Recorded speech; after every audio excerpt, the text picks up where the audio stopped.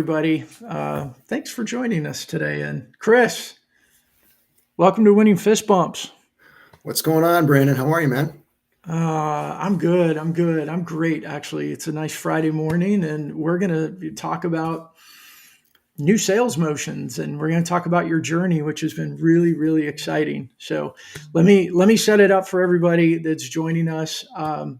Hey, y'all know this is about community building, so we'd love to see you in the comments. Who are you? Where are you coming in from? Any questions, comments, anything at all? We welcome those to be a part of the show because it's not really a show. It's we just happen to be the two that are having the conversation here, but it's about all of us having this conversation together. And I think a lot of conversations I've had this week that there's just a lot of change that's going on. There's a lot of uncertainty. There's a lot of fear. There's a lot of doubt. I mean, I've spoke to several sales leaders in the last 2 weeks, at the beginning of the year, that have basically said, I've been in sales for 30 years and I have never been so uncertain as I am right now. I've never had such uncertainty about our own pipeline and going in and presenting to our bosses or presenting to the board what our pipeline looks like. I've never been this uncertain as to what we're going to do because buyer behavior is just not followed the script. Like those rotten people on the other end, they're not following our linear script and doing They what seem we to have want. their own So agenda. I don't know what's wrong with them. exactly, what's up with that? So Yeah. hey, I invited Chris to be on today, and Chris, I'm going to give you a chance to share with everybody a little bit of who you are and what your sales story has been. hmm But for everybody listening, I invited Chris because I love his story of what he's been going through, what he's learning. He's not out of it by any means. He's in the thick of this, and he's Not done. also Not done learning. willing to be vulnerable and share what he's been experiencing, especially over the last few years, post COVID, prior to COVID. So, Chris, welcome to Winning Fist Bumps, and tell everybody a little bit about yourself and your sales history. Awesome. Well, I do like the spotlight. So I appreciate it. This been great getting to know you over the past few months, and I listen to a lot of the live shows that you do. So this is really cool that all of a sudden I'm on one.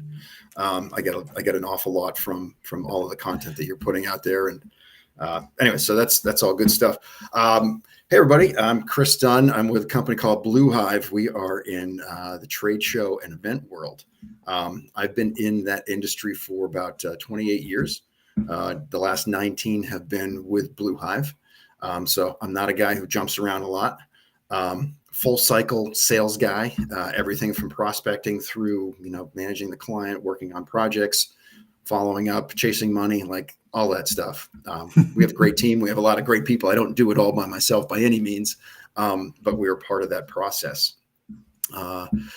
So yeah, my story, I kind of fell into the world of exhibits back when I was a much younger man. I lived in Colorado with my girlfriend. I was a sign and graphics guy. I had an illustration background coming out of Syracuse University. Go Orangemen, if anybody of any of my alumni are joining in here. So I was living in Colorado, kind of figuring out if this relationship was going to work between my girlfriend, now my wife, happy to report. Hey, And you I were was successful. You closed that deal. I did. Like you, I married up. and that was one of the best sales jobs I've ever done.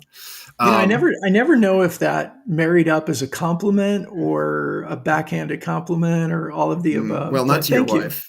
She's realizing that she married down, um, Exactly. as is mine.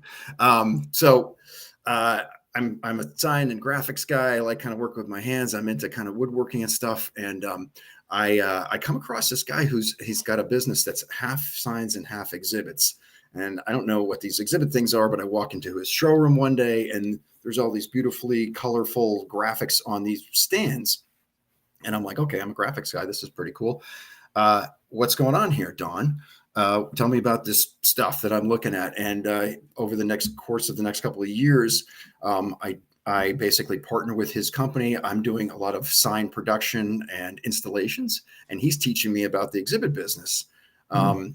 game-changing moment on that was it was all well and good, and I kind of learned a little bit about associations and tabletop booths and small stuff. And then in 1995, we go to the exhibitor show, which actually is still happening, coming up in another month or so. But in 95, it was at Bally's in Vegas. And I walk into this convention center and I'm like, oh my God, like giant exhibit setup, graphics and architecture and like all this stuff. And I'm like looking at it going, okay, I know what I'm gonna do for the rest of my life, because until that That's point, cool. I was like really nervous. I'm going to get married. I'm going to have a family. And what I see my track as a sign and graphics guy, that's not going to cut it based on the type of Mm. lifestyle that my wife is expecting. Yeah. Um, So what was sales like early in your career? I mean, let's maybe we look at it as yeah. kind of Yep. sales leading up to COVID. Mm-hmm. What happened in the immediate aftermath of COVID, and what are we dealing? What are you facing, experiencing now? Is that a good Yeah. path for us? Yeah. That's a great path. And to, kind of, bring it around. So as a sign in graphics and craftsman, when I decided to jump full time into the exhibit world, I had to make a decision. Like, do I go from being a tactile producer, maker or to selling? And selling is something that I had a little experience with. I was involved in some multi-level marketing and stuff like that earlier, and that kind of paved the way for me a little bit to be comfortable with. Okay, so I think I can do this, right? Get out there. In the early days, so we're talking 2000s, early late 1990s 2000s. The leads would kind of be generated from advertising and from other things. So basically, I'd wake up to a pile of warm opportunities. Here, make a phone Mm, call. This was before email was really prevalent. So it was all about the phone. We'd go out, we'd have our meetings. So it was a lot of dialing for dollars, and you had to kind of work the numbers, but there was a warm list to start with. yeah. Kind of, When did yep. that start to not be as fruitful? Where you You walk in the morning to a stack of leads. I would say, the first kind of the bump in the road that I experienced was 9/11, right? So that blew up the industry completely, right? All of a sudden people stopped traveling because they were afraid, and events are Hmm. obviously, kind of part of that. So that was the first big turn that I had seen. Up until that point, I was riding, the internet bubble, and it was like drinking from the fire hose. Like there was just stuff coming at you. And all of a Yeah. sudden that went away. So we're still in the infancy of the internet as far as emailing campaigns and things like that. So all of a sudden the outreach became a little bit more difficult, but we were still phone centric. We Hmm. started experimenting with email campaigns. I forget exactly when Constant Contact and MailChimp and stuff like that started coming in, probably 2004, 2005. So it was still kind of like, I would call it more, old school or traditional sales process.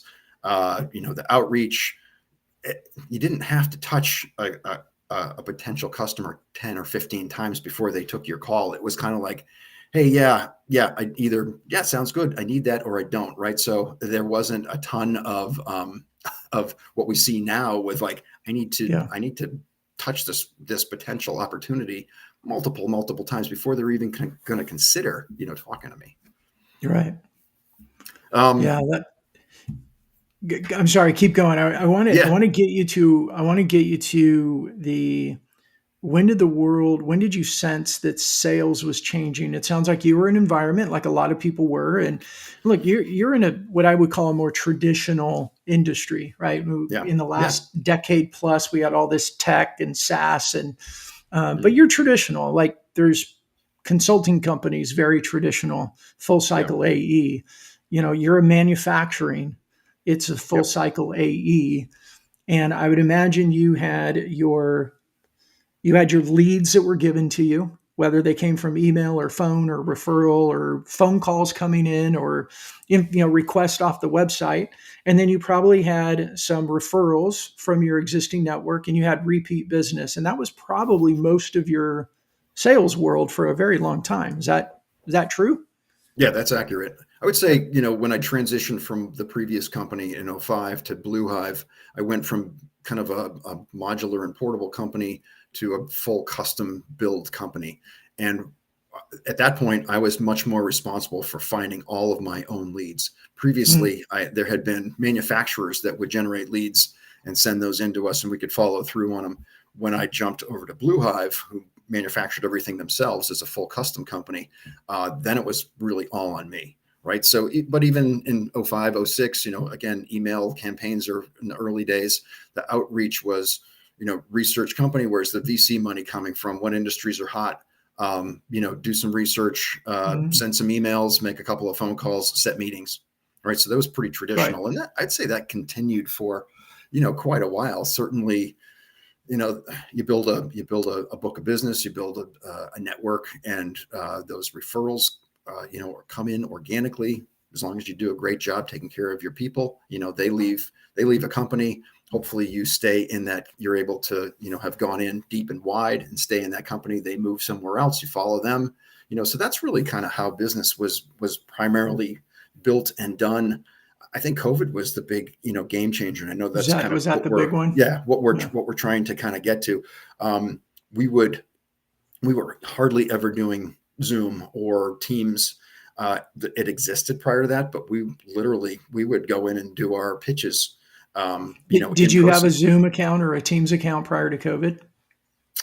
One of my clients was logged me in, so I had Oh, that's right. I had basically But like other a. than that, you wouldn't have had it. No, not Yeah. really. We were using those for we were doing the video calls, for internal stuff, Right. but not really for prospecting at all. It was all like, Yeah. hey, let's hop on a meeting and talk about this project. I can show you pictures of what we're building, blah blah blah. Right. So Can I take a COVID quick was it. pause? Hold your Yeah, thought for a second, Chris, because yeah. I appreciate it when people come in and they comment. So Captain Kirk is on the bridge, which is always fun. I love listening to Captain Kirk's always got good feedback for us. He's And the man. Jeremy, a new friend for me. We've gotten to know each other on some Zooms, and Stephen as well. Thanks, guys, for joining. And the question I'd have for everybody is like, when Chris is telling us now, coming into COVID is really when the sales motion started to change for him in a traditional industry. Curious for you guys, when did that sales motion really start to change? Was it pre-COVID? Did you feel it, sense it, because buyer behavior started to change, or was it really just like COVID was this big pivotal moment? So, Chris, please go ahead. Yeah, yeah, and so to back up a little bit, I think I joined LinkedIn in '09 or 10 or whatever. I was not a super early adopter, but I was using it, but I was really using it almost more like a CRM. It was a nice way to keep track of people who moved around. Oh, I didn't know Jim left that company. Where is he now? Right, and I can kind of see where he's at. So it was there, and it was a tool that was I was using for those benefits, but it really wasn't until COVID came, events shut down. Luckily, our business has multiple kind of production points, so we did have business in other areas. But Hmm. anybody on the exhibition and event side was pretty much out of luck. So control what you can control. What can I do during COVID? Well, we know that we want to be a company that is, standing strong at the end of this mess, right? Nobody kind of knew how the industry would come back. Let's lean into building networks. Let's lean into, kind of making those contacts. So that's what I did really through COVID, was to kind of try to build my network deeper. In my early days of kind of reaching out was pretty clunky. It was like, oh, hey, here's, a bunch of other event related people who were in New England. I started doing it geographically. Hey, I'm from Boston. You're from Boston. We're in events. Let's connect, type of thing. So I grew my Was network that in just that fashion. cold outreach, networking, not a Yeah, pitch? not a Okay. pitch. No. As a matter of fact, I think it worked better because it Mhm. wasn't a pitch. Um, Right. hey, I'm in the events industry. There's nothing going on right now. Mhm. You want to talk? Yeah. You want to share, Well, horror stories or whatever? and, can I comment on that real quick, Chris? Is Yeah, because what I really appreciate is talking to people that have come from traditional, and again, I'm going to do this traditional, yeah, especially full cycle AEs. You weren't influenced by this tech bubble, the SDR model, the pitch slap model, the cold emails at scale model, the, how fast can we do cold calls in order to get in front of more people? And I think because of that, however you looked at LinkedIn, the go-to motion wasn't how can I spray and pray? Because spray and pray was never really part of your arsenal to begin with. Is that fair to say? Absolutely. We've always been more of a rifle approach versus a shotgun. The Right. nice thing about what we do is I don't need a lot of clients. I need a handful of good clients Mhm. who are accounts who go to shows regularly and have budgets to do cool stuff. I've always found the rifle and shotgun analogy is probably just the wrong use of visuals when we talk Mm. about customers. but True. but I get it. I get Either it. way, we're going to shoot them. Yeah, no. More of a tennis volley versus pitching at, throwing at somebody. There you go. Yeah, a There little you sports go. analogy. So yes, we've always been kind of fewer, more select account.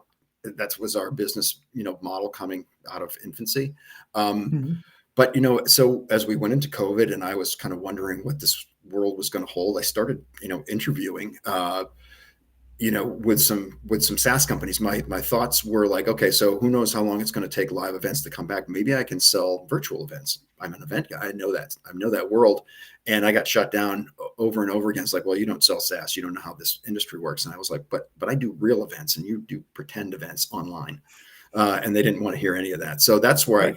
that was the whole SDR, BDR, customer Mhm. success model. I was like, wait a second, I go win an account and then I just turn it over and I never talk to those people again. That made no sense to me Yeah. as a And that, person and who I, was built on relationships anyways. yeah, and I like that because then the motion and this is where I think there's so much noise out there. There's so many LinkedIn gurus. There's so many LinkedIn experts that and automation tools. Right? It was all about how fast can I get these out? The pitch slap, as we call it. Yeah. And I believe like traditional full cycle AEs were kind of left on the side because you're looking at that going, I'm not going to do that, but Yeah. you didn't know what to do. Is that fair? Yeah. Yeah. Cause everything was kind of, changing. Yeah. So what we saw coming out of COVID was, it's not going to be business as usual, but yeah, and we obviously talked about like, okay, if it's a numbers game, how do we, touch more people? So Hmm. there's the acknowledgement that exists, that we need to work larger groups. But yeah, we never went through that whole process to move to more of the SDR, BDR model at all. Right. Right.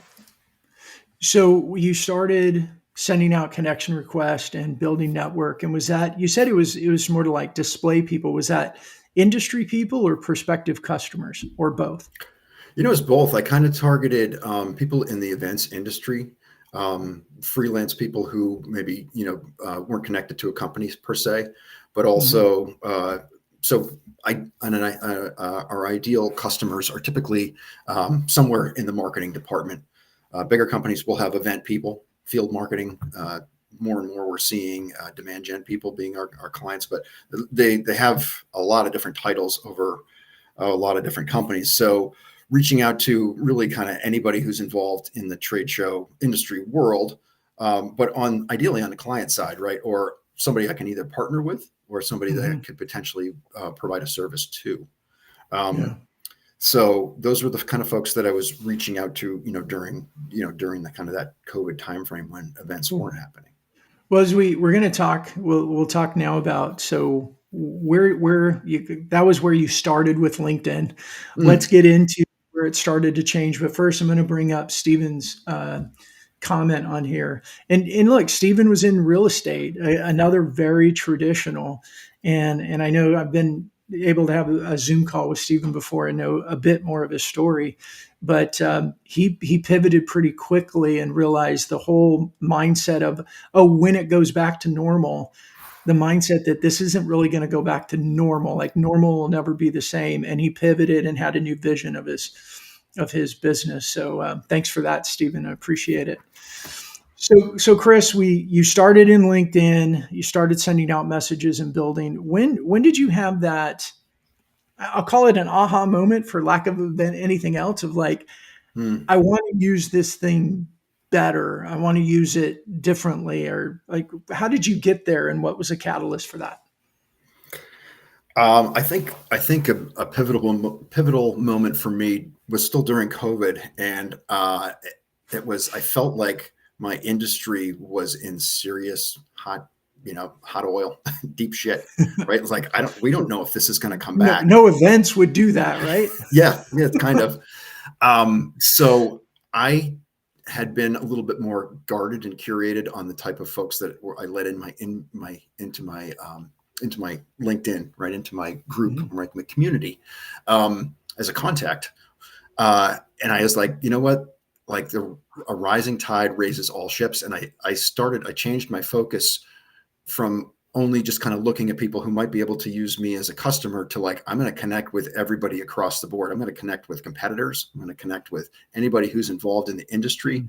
Um, so that was a mindset, shift, because I was like, if we're going to make this work, like we got to all work together. There's no more like the hell with, the different colored laundry. Like if we're all making our living doing events, then we kind of need to work together to do this. And that was a big shift in my head. And once I started doing that, then I became more open to, I'm looking, and I forget exactly who the early folks that I was following, but I started seeing them post more personal items, more things about their families. I do recall there was a guy who had a business out in Utah, and he's doing selfies or videos from the chairlift. He's like, "Hey, we had a kick-ass morning. We did a bunch of stuff, and now we're going to ski some fresh powder." And I was like, oh, I want to do that. That's So cool. what was the draw to that? Because I think that's important. There's always this question around personal content, and me, I've got a Mm, very strong opinion about why we do it, not just let's go do personal content. I mean, I think a yeah, lot of the stern like LinkedIn isn't Facebook. Well, no shit, it's not. But look, relationship building has always been personal. So when you started looking at content like that guy on the lift, and other than being jealous of the pow pow that he was getting to ski in, yeah. what did you think about, like, how did it resonate with you?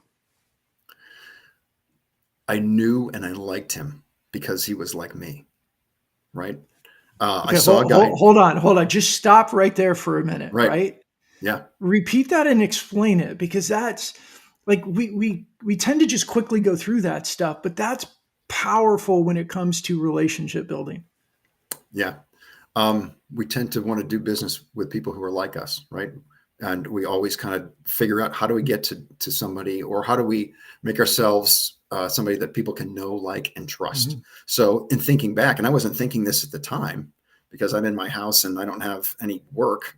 I'm Yeah. I'm looking at this guy, and he's sharing about his agency, but he's also like, hey, I got 3 guys from my team. We had a kick-ass morning in the office. Now we're doing this to reward ourselves.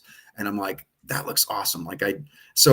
For me, looking back on it, I felt like I knew him, and I felt like I liked him because I like to ski. He likes to ski. It's like there was an instant bond there. So although that's not a business thing, it's a relationship thing, right? So it was fast track. I didn't know. I never met him. And I don't even know if we ever ended up speaking, but I followed him and I watched his Mm. content, and I watched how he rolled out a much more personal version of himself than I had ever seen on LinkedIn before. And that was Wow, a big aha moment right there for me. that's cool.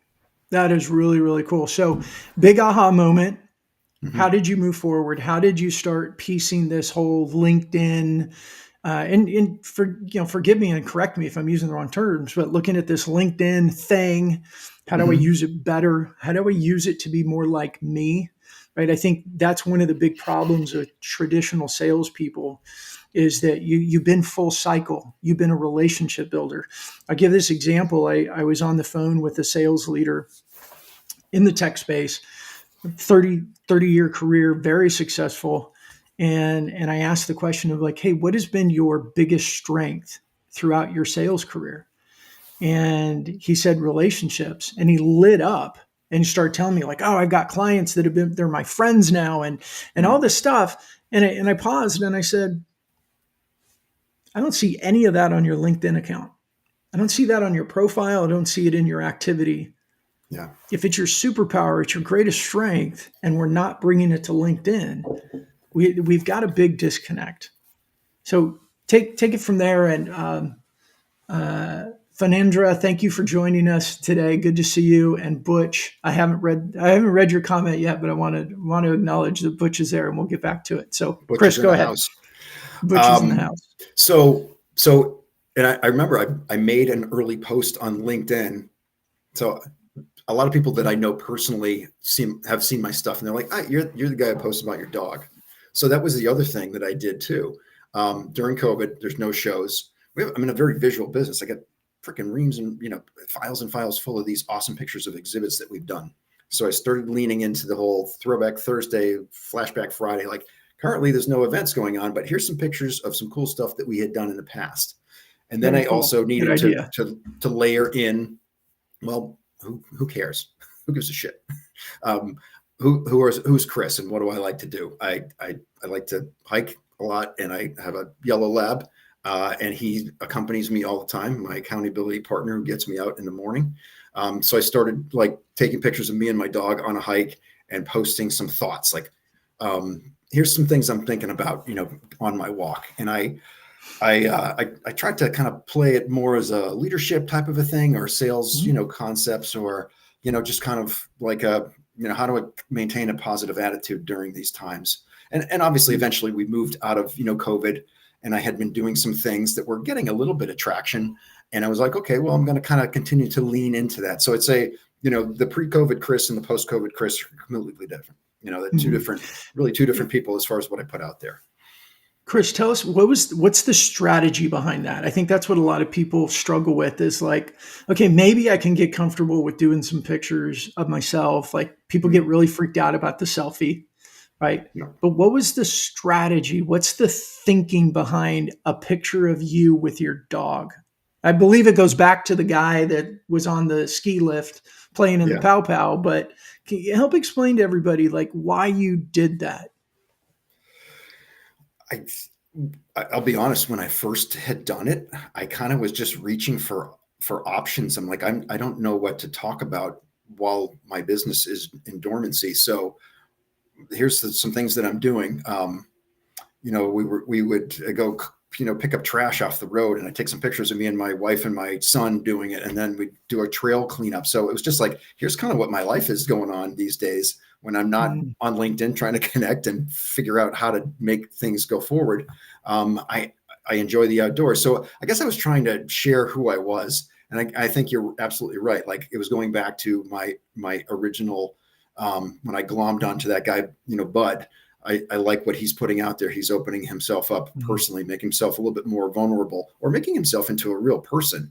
And that's been something that as of late, where there's so much automation and AI, and I know AI can be good, AI can be bad, right? But half the time you get these requests and you're like, that's not a real person. Like I want to be known as somebody who's real. So I'm doing real stuff. People like dogs. It's relatable. So that was kind of the thought process behind it. Yeah. So initially it was just sharing who you are as a human being. There wasn't more of a deeper strategy around, hey, I'm going to show this picture of me and my dog. And we've talked about this, so I'm going to tee it up a little bit where I want you to share. Here's the picture of me and my dog, which captures attention. It gets people to do, and I think Steve added in here, the know, like, and trust is still very important. Showing those pictures helps people to get to know us. Therefore, they can start to like us. They can start to trust us before we even have a conversation. I know you have some stories about that as well. Yeah. But then moving it into, well, now I'm going to use the picture, but I'm going to talk about, hey, I was thinking about this on my walk. So now you've got this personal touch with a business related topic. And I know you do that. So I'd like to tee that up and have you share a bit about that. The softball pitch, knock it out of the park. Yeah, I mean, obviously this is something that I've been working on and getting better with your help in the communities that I'm involved in, is tying it all together. And you're absolutely correct. In the early days of that, there wasn't a lot of strategy behind it. It was just kind of like, okay, so here's some stuff that I'm doing and I'm thinking about. But realizing, and I guess I'm going to use a post from this morning that I did because we just literally talked about this yesterday. We talked about, what is it that I can lean into that I'm kind of already known for? What's my uniqueifier? Great word, right? I love that. And I was like, half kiddingly, I'm like, people think I'm the guy who posts about his dog on LinkedIn. And you're like, okay, be that guy, but make it relevant. And so this morning, grab a picture of me and Barton, where it's raining, it's crappy. And I'm thinking of all these things. It's been a shitty week. A lot of stuff has gone sideways. And it's like, how can I, tell a story of what I'm going through that I know a lot of other people are going through right now? Keep it relatable. Again, fast track the whole know, like, and trust thing by just sharing and kind of here's some things that I thought about. Here's the negative, right? I think my wife accuses me of being toxic positivity, like you're just glossing over the bad shit that's going on. And I'm like, no, okay, like I can own that things aren't ideal right now. Yeah. But what I can also own is I can control what I can control. And this is kind of what I talked about, is like, I can't control the weather. I can't control that budgets are low, and I can't control that we just lost some stuff. That's in the past. What I can control is my mindset, how I show up, and how I put my big boy pants on, and I put the bad stuff in the past, and I can show up and do something like this and be all about, like, let's make this positive and make it, resonate going forward. Yeah. And shared that, with a picture of my dog. Yeah, that's awesome. So let's take a quick over here. I want to bring up, because you have said it most of the time. Can we bring up Butch's comment? Just because I know Butch and he loves saying that too. But Chris, you have said this multiple times. So if nothing else, people take away from today, it's you can't control what happens, but you can control how you respond. You can control your mindset. So thanks for that, Butch.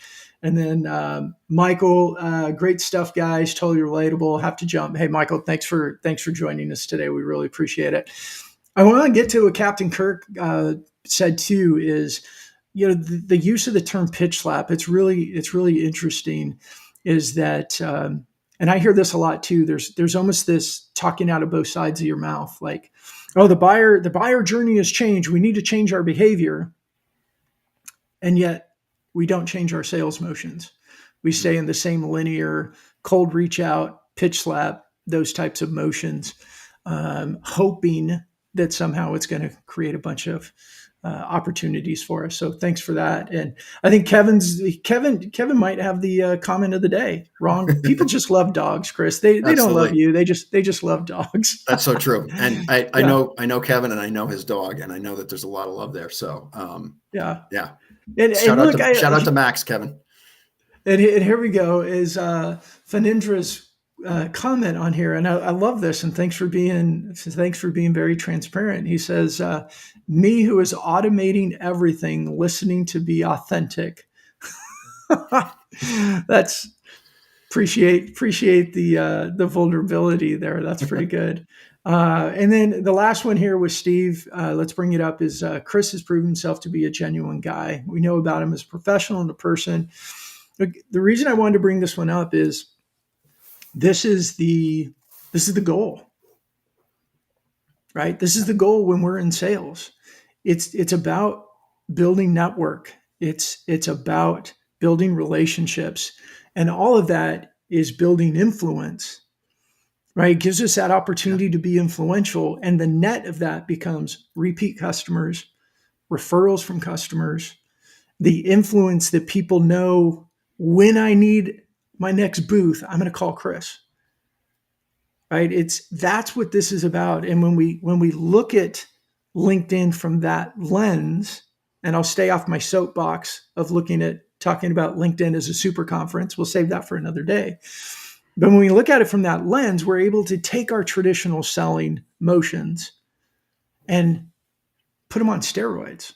And that's where I know that you've been doing and getting towards. So, Chris, keep going. Share with me some of these things that you're doing differently now, and what's happening with that. Like, would you start with you texted me a little while ago with I think it was a LinkedIn message. I think you texted me with a message. You said, "I feel like I know you," or something like that. Could you share that?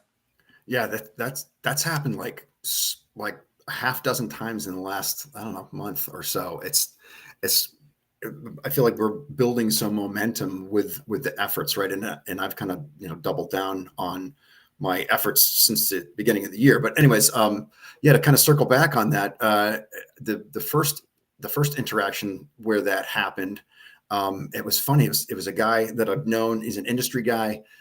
Literally, we did a project together 12 years ago, something like that. See him, like some of his posts every now and then, but we're not talking on a regular basis. And he reaches out through LinkedIn. Hey, Chris, can we get on a call? Here's my email address. Hop on. He's like, dude, I feel like I know you. Like, I know your kids are in college. I know that you and your wife just had an anniversary. I know I can see that Blue Hive is, killing it. You're traveling, you're showing all these things. Like, he literally kind of, I don't know if he had done a recent deep dive or if it was just this, right? This, what we're doing on LinkedIn with consistency is a drip campaign that's living and breathing. And so he literally walked me back through a whole bunch of stuff. And he's like, so anyways, I got an opportunity. I thought of you immediately. It's not with me, but it's with a friend of mine. Boom. Here's where we go. I know, because I know you, I'm making this recommendation. I know that you're a good fit for him. It didn't end up working out, but it got me in the door. And it just, like, what he said to me was a bit of an aha moment too. This was maybe October or November. And I'm like, there's something here for sure. And then it just keeps, the more I'm consistently out there, the more I'm seeing it happen. Yeah. This morning we hopped on a design review, putting together a new design for a woman who's at a new company. Hi, Christine, in case you see this. We've worked together since 2005. She's always been client side, and Blue Hive has worked with her, on that side.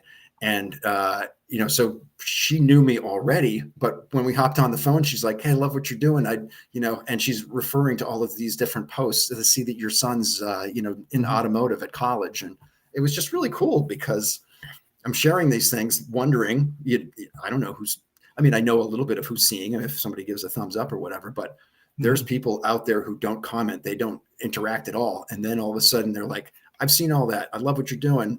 Keep it up, blah, blah, blah. So that's kind of cool. The whole anonymous zone kind of thing. Yeah. Well, and speaking of the anonymous zone, Tom's on here. He was baffled that we can't control the weather. So good. For Tom, I think we were talking earlier. And it's always good having Tom in here with his revenue zone book. Nora, can you show up? I can't see, it says LinkedIn user on my side. I'm assuming it's somebody that's paired with Chris. Yeah. But I like this, and it's long. So let me just read some of it. Is that something that you told somebody when they first started at Blue Hive?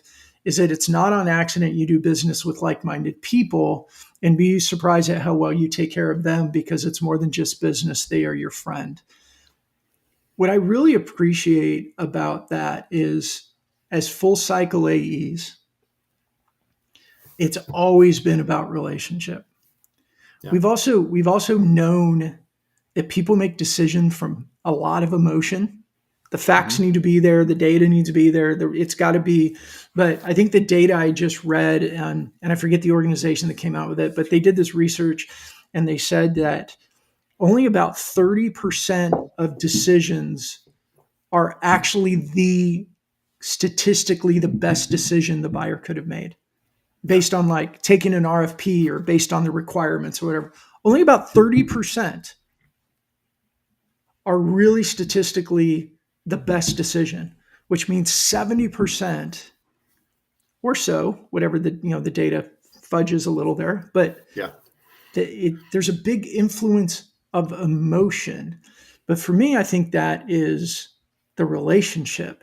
It's the feeling that I could trust this person. Your product may not have been perfect for what we need, but I believe your customer service. I believe in you to do the right thing, to work hard. I want to work with you versus the other people that may have on paper been a much better fit.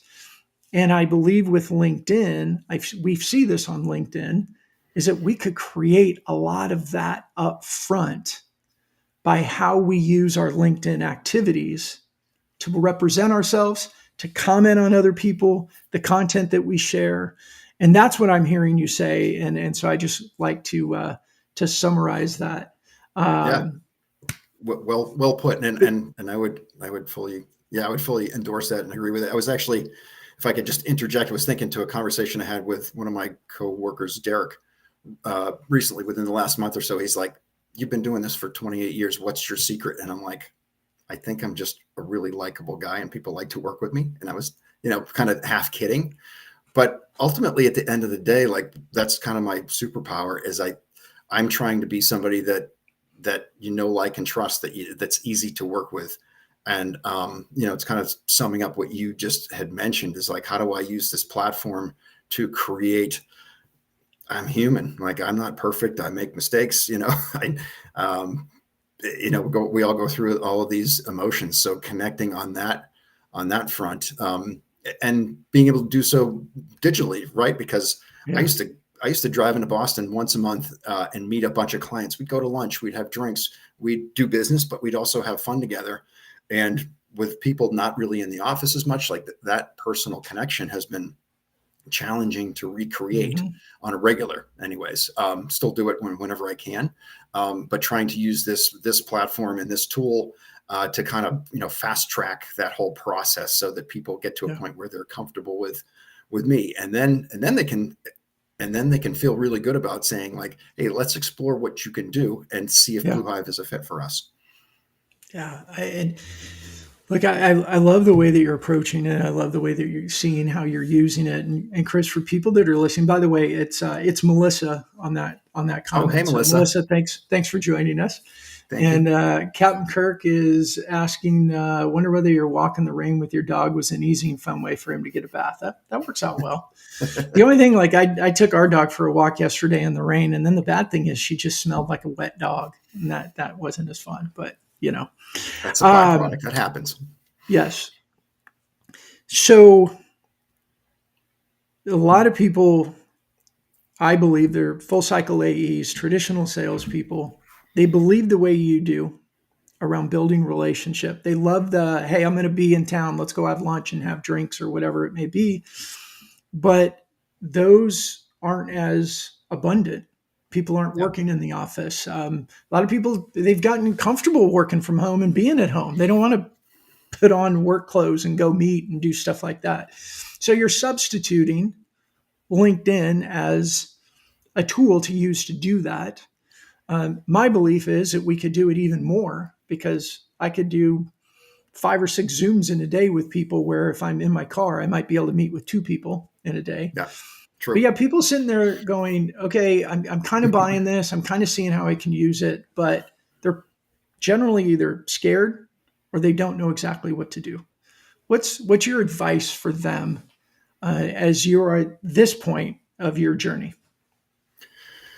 I think you need to trust the process. You need to trust who you are, um, and I know that it's definitely getting out of someone's comfort zone. I had this exact same conversation with one of the other younger salespeople on my team yesterday, and he just like, I just can't get myself to the point where I'm comfortable with this.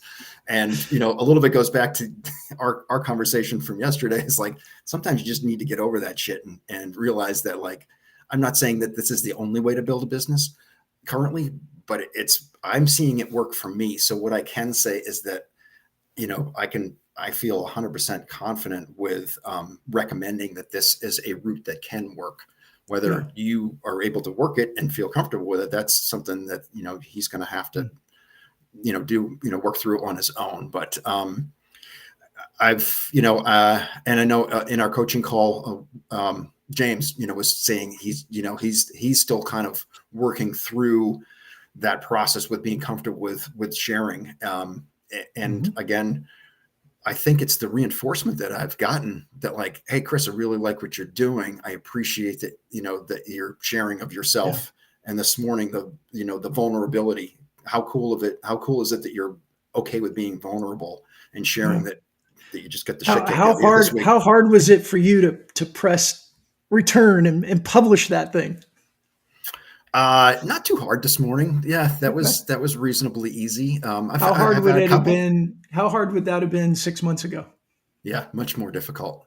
Yeah. I'm certainly growing, becoming more comfortable uh, in my own skin, and also, on the platform with what I'm doing, realizing that, are there competitors out there that may view it as vulnerable and be like, yeah, good opportunity. Chris is having a bad day. Let's go take an account from him. Like, Yeah. I don't know, maybe that will happen. Maybe it won't, but I'm okay with sharing that stuff. And I think I've connected with more of my competitors in the last 6 months that are great people, right? We're all just Yeah. doing a similar thing, wearing different laundry. And at the end of the day, it's a big pond, and there's a lot of opportunity out there. And I think honestly that we can kind of help each other raise the entire industry, and not worry so much about, getting beat out on every single job. Yeah. Well, Chris, we're going to wrap up. What I'd like to do is I want to bring Chris or Steve's comment up. I want to say a little wrap up from me, but then I'm going to give you the last word and let you finish this up. And Chris, or Steve, man, music to my heart, right? This is my favorite. It is important to shout out and comment on other people's posts. And I know Butch is on here, and he would say this: if you could only do one, if you could only publish content or comment, I would choose comment. It's like being in sales and say, if you could only talk or listen, which would you do? You'd listen, Listen, yeah, because that's where we find the gold. That's where we find the pain points. And I think that's a mindset shift that totally changes LinkedIn. Totally yeah, changes LinkedIn for people when you get there and you realize the value of commenting consistently in the right communities, not, my post today, no drive-by comments, like going through the news feed and commenting on what you see and then walking away and going, where's the POs? Like, that's just not going to work. But creating community of people like, hey, these are the ones I want to go comment on. And I'm going to go do that once or twice a week. And I'm going to be involved. And I'm going to support them. And I'm going to be around. It creates a lot of activity. It creates people looking at your profile. You look at your profile, whether they're connected or not connected, send them a message and say, hey, thanks for the, coming by, and hey, we're not connected, let's connect. Or we are connected, but we haven't talked. Do you want to have a chat? Do we have a Zoom? Do you have a Teams? Like, there's processes in place where we could use this LinkedIn more strategically and better. And again, I'm going to give you the last word, so be prepared, Chris. Come, bring it, bring the heat, bring the big mic drop. But okay, for everybody, hey, this is why we do the show. Is that I believe there's a lot of people out there. There's a lot in sales. There's a lot of C-suite who believe they should be using LinkedIn better, but they're either scared to do it or they don't know what to do. They don't have a process. And that's what we do at Fist Bump. We have our concierge services where we help and we come alongside you. We do a lot of the back end work for you, and then we coach you and lead you and help you and help you do some of the other stuff on your own. But it's a lot that we do for you. No automation, no pitch slaps, none of that garbage. And then Chris has alluded to it. We have our group coaching program. It's the one thing we do for individuals. We really support companies and sales leaders and C-suite. But the one thing we do, because it's so near and dear to my heart and my personal mission, but we do have an individual producer program, which we don't promote. So if you're interested in that, and if you watch any of my shows, I don't talk about it a lot. It's very organic and word of mouth. But if you're interested in that, you think it could add value to you, send me a message. I'll tell you about it. And if it works, it's great. So Chris, I gave you a lot of time. You want to wrap it up? There's a lot of pressure. Hey, look, these full cycle AEs, they've been in traditional. They're looking at LinkedIn. They are in a place where you were. Something's not working. I need new motions. I think I should be in LinkedIn. What's your encouragement? What's your support or encouragement in direction that you would give them? Yeah, you take the leap. I think you need to, get over those fears to some extent. You can start small. I agree. The commenting is huge. I forget if it was Gary Vee or somebody else. It was like, this is my dollar strategy. I'm going to leave my 2 cents on 50 different, people's comments over the course of the day. And that's kind of how I started to build as well. And certainly in working with, you and just kind of diving in and being more thoughtful with my commentary and that what that has produced. So yeah, commenting. So I've made a commitment to be more consistent this year. And I think, over the course of even just January, rolling something out every day, and trying to be open to learn. Not everything's going to be a win. So be open to, receiving feedback and like, oh, let me tweak this or try something a little bit different. So I'm, because I am a dual role. I'm an individual producer, also a sales leader with a team. I see them struggle. I see, sitting down with these guys, we're working really hard and doing the old things that used to work. Chris, I sent 1,000 emails.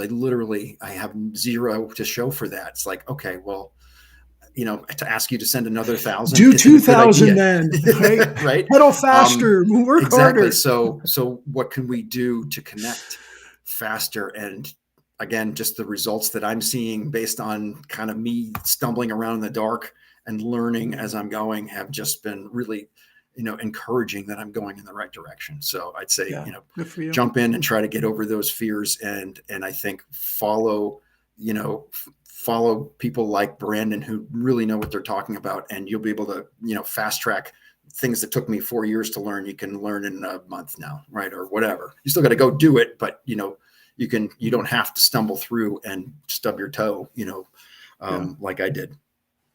Well, Chris, I really appreciate. Thanks for the shout out to me, but more importantly, thanks for being willing to share your story. Because I think we started the show talking about there's a lot of change going on. There's a lot of shift. There's a lot of scared people. I've talked to a lot of sales leaders that when it breaks down, they are vulnerable. They're nervous. They're scared. They don't know where pipeline's going to come from because they've gone to their, Felix's bag of tricks and they pulled everything out.